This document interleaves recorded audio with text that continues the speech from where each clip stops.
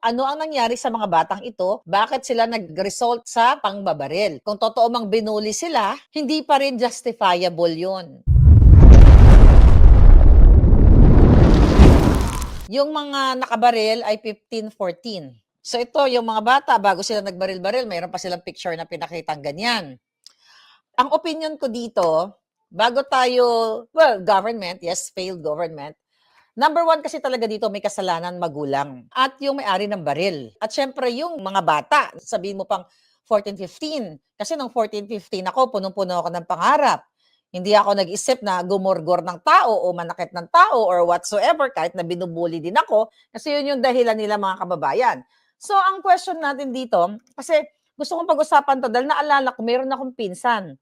Mga pinsan actually na na aksidente dahil sa ano, dahil sa baril. Okay, listen natin yung salamin natin.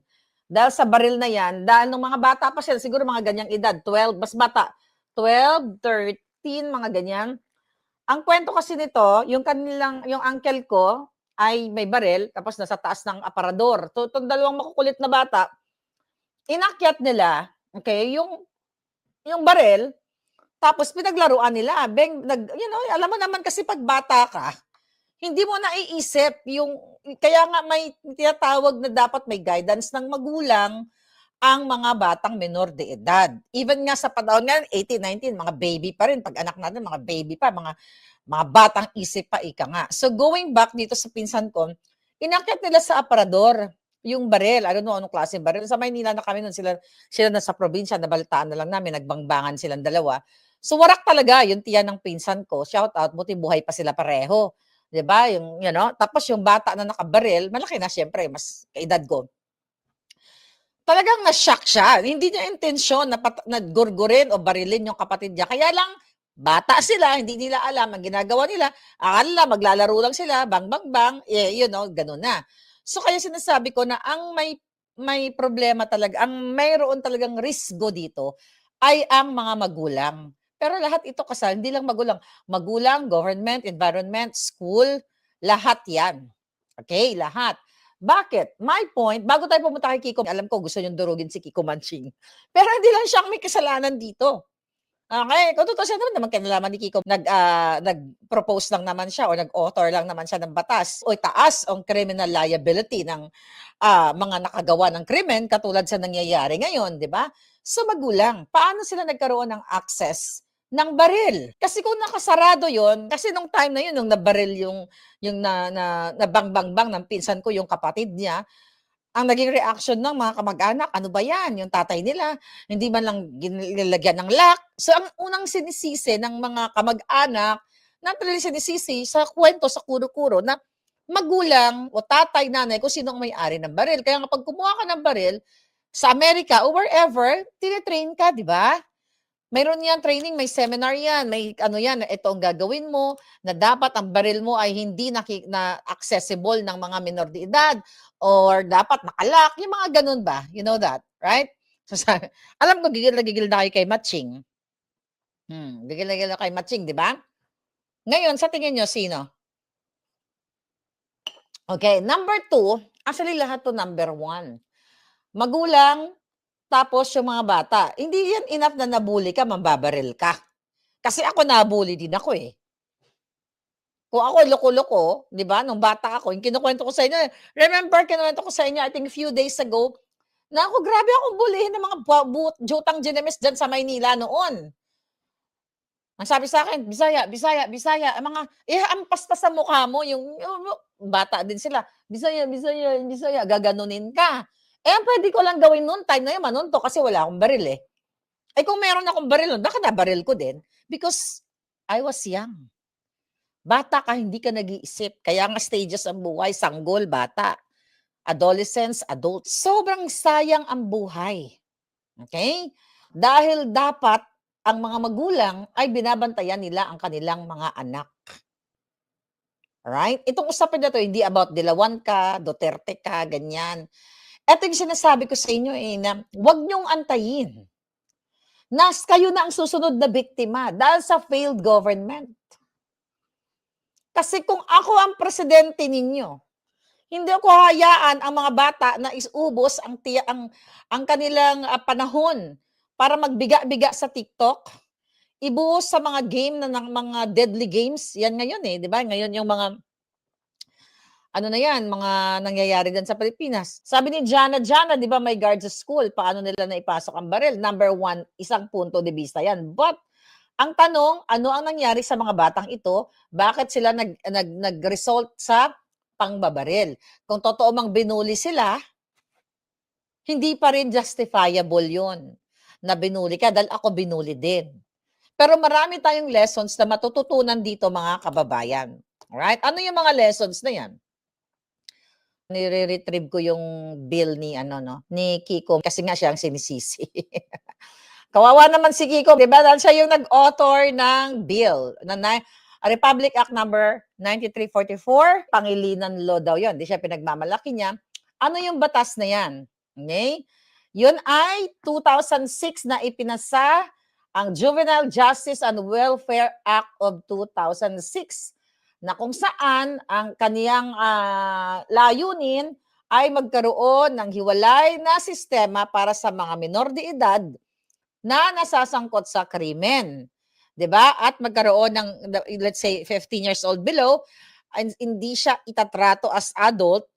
Kumbaga, ifo-focus siya sa rehabilitation. Hindi siya paparusahan bilang isang regular na bilanggo na nakagurgur, kundi ay dadaan siya sa mga rehabilitations. Okay? Ano yung mga rehab centers? Ano yung mga rehab, what do you call this? Ano yung sinasabi dito? Ano yung mga rehabilitation na yan? Tuloy-tuloy pa rin, bigyan siya ng psychological, educational, lahat ng pwede para magbagong buhay siya na hindi niya nagawin muli yung ginawa niya kasi during that time, I'm talking in general, pag 14, 15 ka, ay wala ka pa sa katamang kaisipan. Okay? So yun yung sinasabi ng batas. Kaya sinisisi ngayon si Kiko na because of him, ito ang criminal liability, so ligtas ngayon itong si bata. 'Di ba? Hindi makukulong. Actually, hindi siya sa hindi makukulong. Yung 15 siguradong kulong yun kasi 15 more than 15 na siya eh.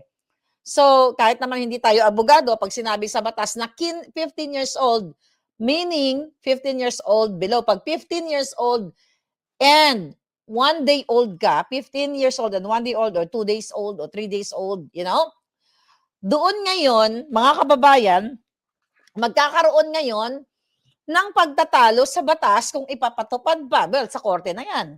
Pero alam mo, itong pag-uusapan natin, integrated. Kasi papasok naman tayo sa banga. Look at that. Sabi sa batas na inauthor ni Kiko na itinaas ang criminal liability sa edad na 15 pababa. 'Di ba? 15 pababa.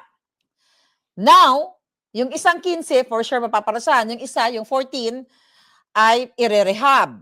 O, tulungan siya para makabalik sa sistema, sa normal na buhay later on. Kapag matanda na siya, di ba? Ang question natin dito, kasalanan ba to ni Kiko? Ang nakikita ko kasi dito, feeling ko, hindi lang si Kiko ang may kasalanan nito eh. Yung nagpasa ng batas. Kasi hindi naman yan, ito, may batas ako, okay, batas ko na. Siyempre may deliberasyon, pipirmahan ba ng si Presidente o i-veto pa or what, okay? I'm not here actually, okay, para idiin si Kiko kahit na gusto natin siyang ilubog. Okay, tama si Robin pa dyan ng mga bata parusahan. Ako, dapat lang parusahan. Dapat lang talaga parusahan, pero alam nyo, bilang isang nanay, okay, bilang isang magulang, dahil kayo naging magulang eh, yung galit kasi natin dahil nakapatay yung mga bata yan, nakagurgur sila. Pero affected din yung mga magulang na hindi ginaydan ang kanilang mga anak, kahit nakagurgur yun. Kaya nga ito'y problema ng lipunan. Hindi lang ni Kiko, problema natin ng mga magulang, problema ng eskwelahan, problema ng magulang. Ang sinasabi ko na nakalagay sa batas, diyan sa na 15 below. Tingnan mo ang nangyari sa Senado. Na nakalagay sa batas na hindi ka pwede mag-quorum kapag 12 lang ang miyembro na nandoon sa Senado. Kailangan natin i-corroborate ang ating pinag-uusapan dito para sa kaalaman ng lahat. Pero tignan mo ang mga nambabali ng batas, ang mga Bendalo Maleta gang.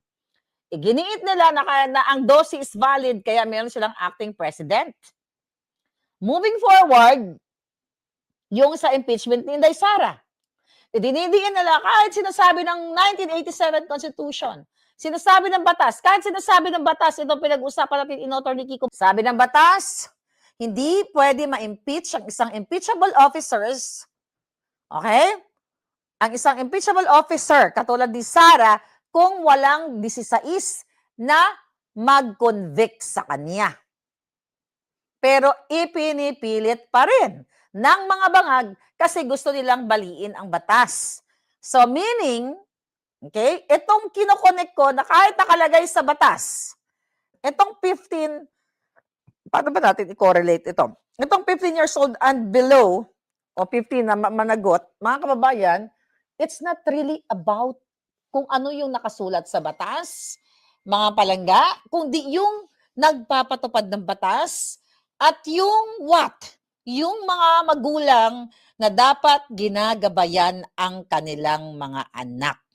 So ako, ang stand ko dito, okay? Yung ginawa siguro ni Kiko ito, yung pag-otor-otor niya ng batas, feeling ko lang, maaring mali ako. Okay? Yung tansya ko lang sa mata niya.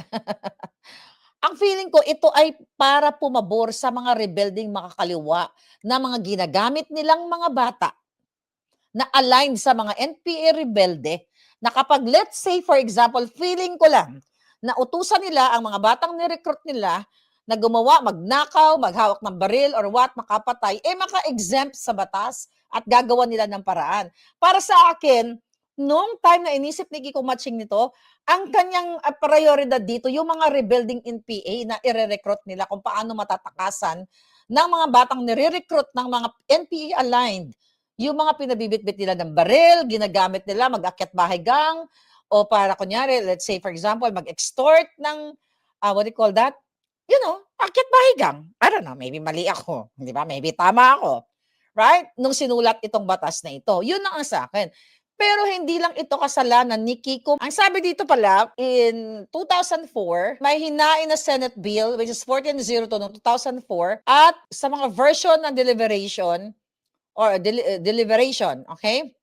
Meron dapat, gusto pa nilang mas mataas yung, dapat taasan pa sa 18 years old bago parusahan yung isang batang nagkaroon ng krimen o gumawa ng krimen. So may mga ganun palang pag-uusap dito sa Juvenile Justice and Welfare Act dito. Nangyari na ang krimen. Matututo tayo dito. Alright, kasalanan ba ito ni Bangag? Pwede. Pwedeng kasalanan ni Bangag. Alam mo kung bakit? Dahil maaaring nakikita ng mga bata, na, wala namang kwenta ang presidente. Busy sila sa pagnanakaw. May magbabangbang na lang tayo. Kasi before nila ginawa ito, nag-post pa yung mga bata. Parang may mga conversation pa na sa Monday na. Nabasa niyo ba yon? Parang sa Monday na gagawin natin ang inaantay nating gurguran.